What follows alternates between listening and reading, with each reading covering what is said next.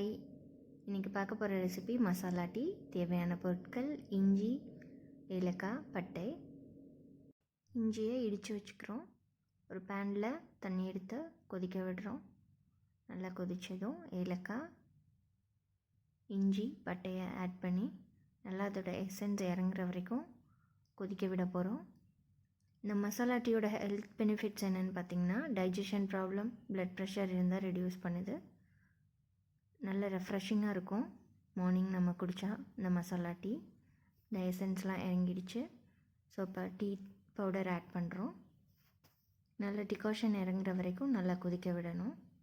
So இந்த கொதிக்கையிலே பார்த்திங்கன்னா நல்ல வாசனை இருக்கும். இப்போ பால் ஆட் பண்ணிக்கிறோம். தேவையான அளவு சுகர் ஆட் பண்ணி நல்லா கொதிக்க விடுறோம். இந்த மசாலா டீனால் நிறைய ஹெல்த் பெனிஃபிட்ஸ் இருக்குது. நீங்கள் ட்ரை பண்ணி பார்த்துட்டு உங்கள் ஃபீட்பேக் சொல்லுங்கள். இப்போ பால் பொங்கிடுச்சு. வடிகட்டி ஆற்றினா மசாலா டீ ரெடி. நீங்களும் ட்ரை பண்ணி பாருங்கள். தேங்க்யூ.